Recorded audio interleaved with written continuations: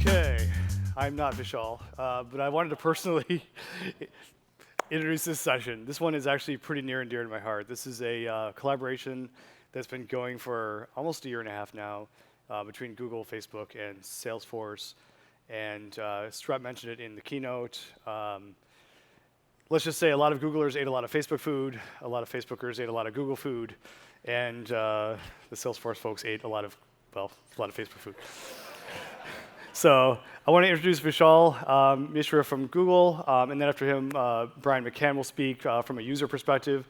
And then finally, Eileen Zhang from Facebook will talk about how we actually built the stack, which is actually all the magic that actually makes all this happen. So please welcome Vishal. Thanks.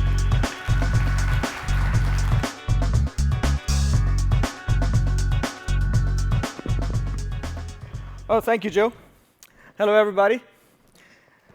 I'm Vishal. I'm an engineering manager at Google, and I work on cloud TPUs. So today, I'd like to talk to everybody about how cloud TPUs work with PyTorch. We're very excited to present you a really good session, a few talks, and let's just get into it. So first of all, who all were here last year? Quick show of hands. Wow. So as you probably saw, we were here. We're excited to be back. But last year, we talked how we support on GCP, on Google Cloud Platform, for PyTorch. We announced some availability of deep learning VMs. We talked about integrations with Kubeflow and TensorBoard. But that's not all. We actually spoke about a promise to bring cloud TPUs to PyTorch. And we've been working hard on that and working closely with the core team. And today, very happy to announce the availability of cloud TPUs in 1.3. You can follow along on the GitHub, and as we proceed and improve this, love to get your feedback. So a little bit about what this means. As a user, to you, it means you can now run your standard PyTorch code on cloud TPUs. Right now, yes. I mean, take what you have today and just run it on these fantastic accelerators. And like you're used to running your code today in just normal fashion. And behind that ease of use, there's a lot going on, though. And PyTorch, behind the scenes, talks to cloud TPUs via our XLA manager, XLA compiler, which actually uses computational graphs. So to make things easy, though, what we have done is created this new architecture called Lazy Tensor, which behind the scenes compiles and creates these graphs. And we're going to talk a little bit more about that in the next session. But those graphs are then automatically compiled and then executed on the hardware, on the TPU hardware. This integration has been, from grounds up, built to scale to real-world workloads that you guys need. And maybe a little bit about what cloud TPUs do for scalability. Most of you might be aware that cloud TPUs are available in two major configurations, the individual host or single systems. And then from there to these massive multi-rack supercomputers, which can go up to 8 racks and many, many hundreds of petaflops of compute. These pods, as we call them, cloud TPU pods, are capable of accelerating your workloads substantially. I mean, way beyond what any single host system can do. So needless to say, we're committed to supporting PyTorch on not just single host systems, but also on these fantastic pods. So announcing today also, experimental level support for cloud TPU pods is now available in PyTorch 1.3. Let's talk a little bit about what these pods can do. We've already seen in our testing some fantastic acceleration. For example, Resonant 50 training compared to what it can be done on a single host, like a v3.8 device, to what can be done on Cloud TPU pod slices ranging from 32, 64, and more larger core slices. And the pods can go all the way up to 2048 cores. So we're super excited to continue working on this and continue to enable and improve the scalability that these pods can bring to the PyTorch workloads. A lot of this that we're talking about today is already available for you to try for free. Those who are familiar with Colab, those who are here right now, those who are watching online, I invite you to go hit the PyTorch TPU link here on Colab and start trying it out right now. The collabs are fantastic, they're free, and we'll give you a good idea of what we can do with these things. So none of this that we've talked about today would have been possible were it not for the collaboration that has happened between multiple teams, and notably Cloud TPU team, the PyTorch core team, and then the larger PyTorch community. Some of these folks are going to talk today specifically. Coming next will be Brian McCann from Salesforce Research, who have been an early adopter of Cloud TPUs and PyTorch, and would love to hear their firsthand experience. And then Eileen Zhang, who's from Facebook Engineering. We work super closely with the team on integrating the technical internals of TPUs via the XLA compiler, and she'll talk about the details of that integration. So thank you all for being here, for sitting through the fire issue, and still being here to listen to this talk. Very excited to present this, and now I'd like to call Brian McCann on the stage. Thank you.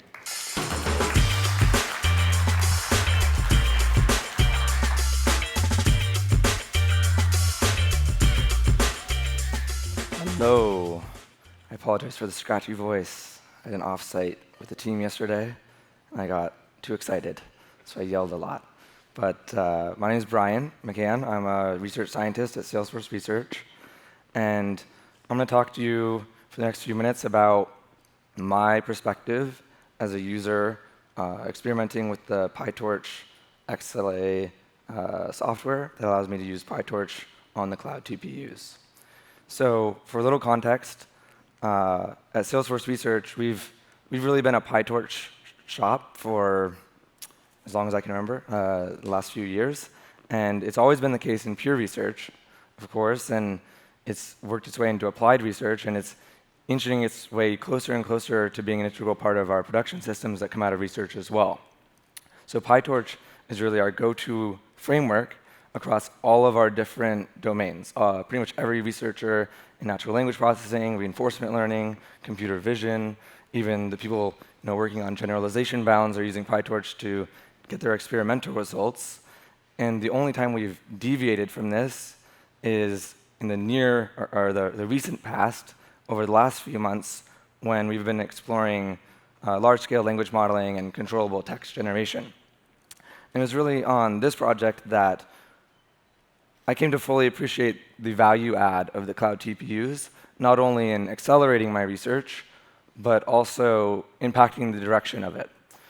So for the rest of the talk, I'm just going to dig into some example code that I wrote up because I was very excited to see this possibility of writing things in PyTorch and then running them on cloud TPUs. If I could kind of have my whole team easily writing the way that they want to write their code and modeling, but actually have the easy scaling that comes with the cloud TPUs, I mean, I was obviously very excited about this. So I'm just going to walk you through some of the code I wrote when I was first approaching it and doing some basic language modeling. And I want to highlight some things that I noticed just so that you might have an even smoother experience and have an easier time getting started. So the first thing that I was thinking about when I was jumping into this was the model. That's the first thing that came to mind. And because I was using transformer models for language modeling, I really didn't have to do anything. Like, no lines of code changed, which was great. This was quite a relief, and this is going to be the case for most standard models. If you're in Vision and you're using ResNets, something like that, transformers for language modeling, or any other kind of area of NLP, you should mostly be good to go. And we'll talk about a little later about if you do see some slowdowns or something like that. We'll talk about logging and debugging at the end. If you do have dynamic models that the inputs are changing a lot, you're going to want to stay tuned for that later part of the talk. So with models out of the way, I then started to talk about devices. How do I get my models actually on the TPUs? And this is super simple. You're going to use Torch XLA. That's your interface between like the PyTorch code you write and the actual XLA and cloud TPUs. So when you're dealing with TPU devices or CPU devices, you can use Torch XLA to handle that relationship. And we're going to talk a little bit about how that factors into all the other parts of your modeling code as well. So with datasets, it's a very similar story. You can pretty much keep all your code the same, which was really nice for me, because when I was using cloud TPUs originally, there's this extra step that I had to go through where I'd have to run all my pre-processing, upload to cloud storage, and the TPUs would only read and write from these buckets or this cloud storage.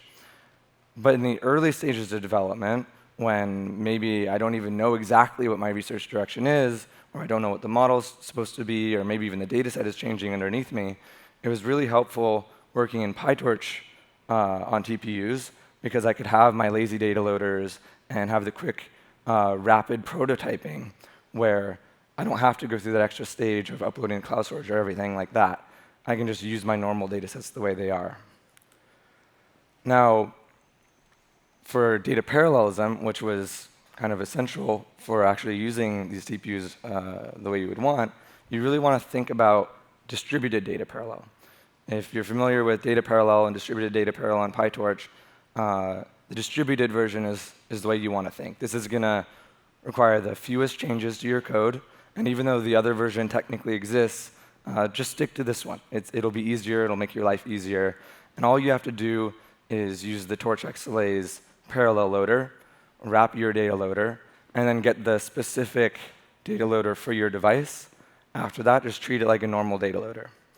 So this is also quite smooth now.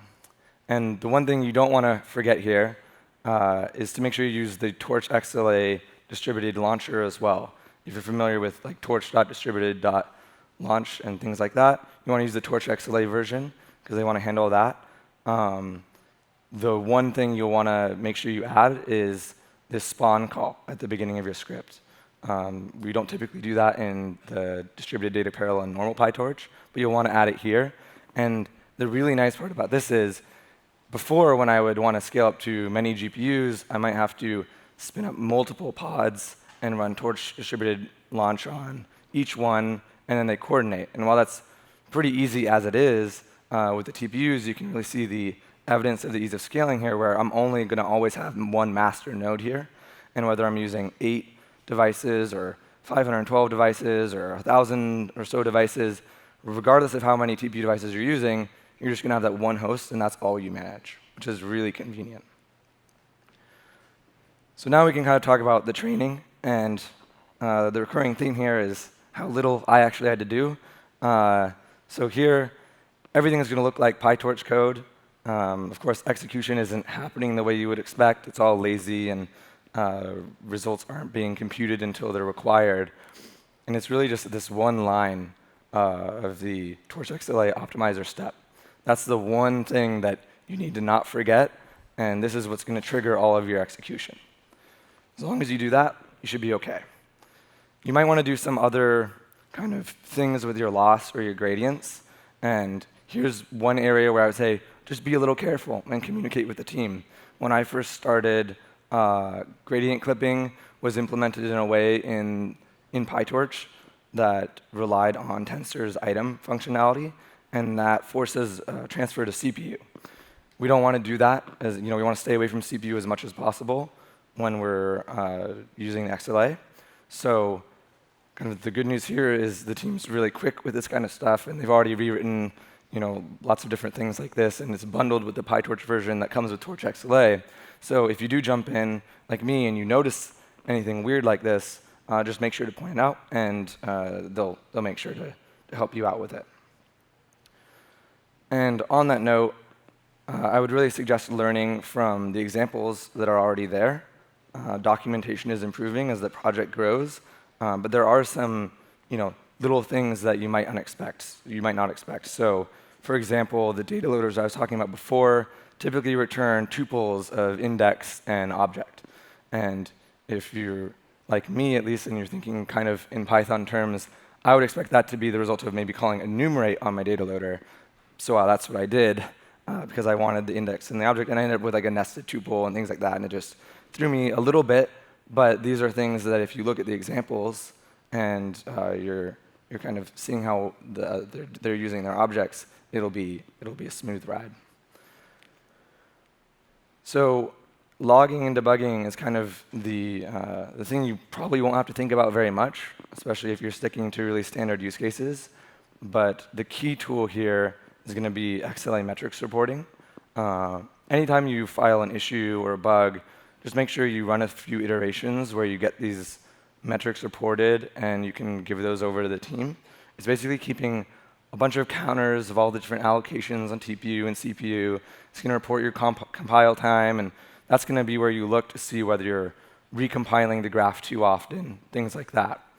The main takeaways for me were essentially to look at the compile time, make sure that's decreasing as training is going on, and then look for counters that have the A10 namespace, because those are CPU allocations, and we obviously don't want those.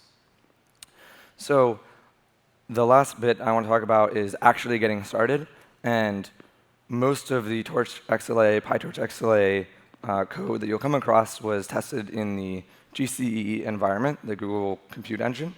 I actually wasn't in that environment, so I was on GKE, the Kubernetes engine, and I can kind of attest to the fact that you can get it working in all these different environments just fine. I would just recommend you stick to Docker images that the team gives you and just follow their instructions, and they'll get you through it. Don't worry about any little bumps in the road as you're getting your environment set up. And I would also, as a parting piece of advice, just at least once, even if your experience is perfectly seamless and you just run your code on TPUs, turn all the debugging environment variables on, turn on the metrics reporting, take a look at it, and get some intuition for what's going on. You know, they're doing this amazing work, making it super easy for us, but it helps to have some intuition yourself. So this will help you catch some unnecessary transfers to CPU, and it'll help you, understand how your model is interacting with these devices more effectively. And with that, I say thank you, and I want to bring on Eiling, who's going to tell you a little bit more about how all this actually works. So thank you.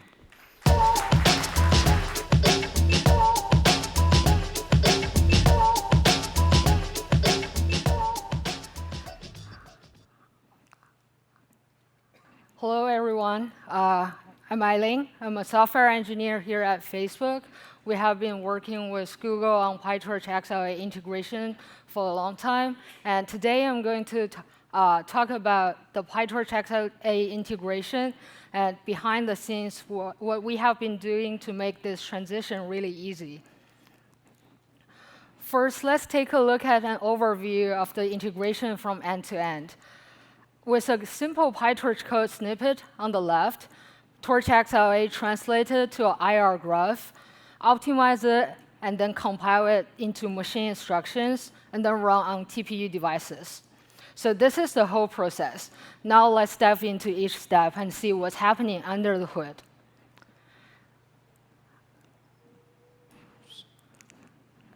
So you have seen from Brian's talk that from user end, XLA tensors share exactly the same semantic as other PyTorch devices. Your PyTorch models works on TPU devices with just very minimal changes. On one hand, we really want to keep this eager user experience of PyTorch. On the other hand, we want to make use of the graph-level optimization that the compiler gave us. So that's why XLA is designed to be a lazy tensor extension to PyTorch, where it defers evaluation until necessary. What does that mean? Let's take a look at an example. We're all familiar with how PyTorch typically runs on operations, where they just run eagerly by waiting them to finish and then move on to next. For example, I have a convolution node here. I will wait for it to finish and then move on to next. And I will wait for ReLU to finish and then move on to maxpool. But this is different in XLA case, because XLA tensor is lazily evaluated. As users run the Python code on the left, XLA simply records the operations in the graph, and when the users requires the results, like the print statement on the left, the system automatically triggers the graph execution to return the result back to users. So from your perspective as a PyTorch user, all of this is invisible. You don't really have to worry about it. Now let's talk about how the graphs are optimized and executed. On client side, we do cache compilations by hashing the graph. This speeds up the training a lot. With the deferred execution, XLA compiler gets the chance to see the whole graph. And do op fusion, CSE, this compiler tricks works great with static shapes. In real training, we also overlap TPU computation of step n with the graph construction of step n+1, so that we also maximize the throughput. On the right, it shows a ResNet 50 training over time and how long each step takes. You can see the compilation occurring at the start of the training, and then after the graph is optimized, there is a significant speed up.